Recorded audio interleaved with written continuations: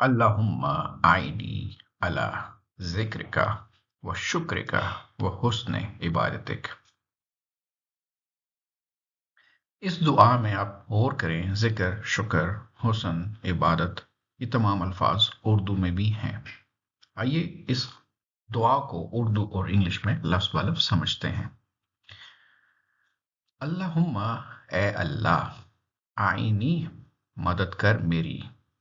This is a combination of two words. آئینی English میں کہتے ہیں ہیلپ می. آئین از ہیلپ اینڈ چھوٹی یہ جب کسی لفظ کے آخر میں جڑ جائے تو اس کا مطلب ہے می. اللہم آئینی علی ذکر کا، ذکر یعنی ذکر کرنے کا. کاف جب لفظ کے آخر میں آئے تو اس کا مطلب ہے تیرا، یعنی تیرا ذکر کرنے کا.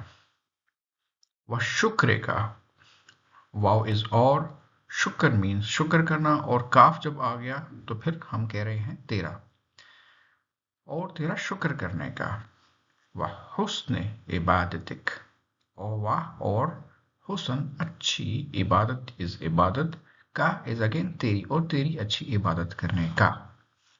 سو ہم کہہ رہے ہیں اے اللہ مدد کر میری تیرا ذکر کرنے میں، اور تیرا شکر کرنے میں، اور تیری اچھی عبادت کرنے میں.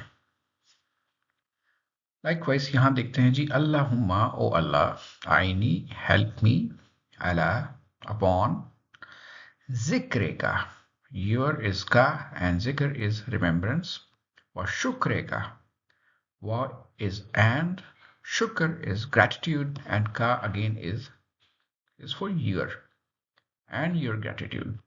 و حسن and excellence of عبادتک, your worship.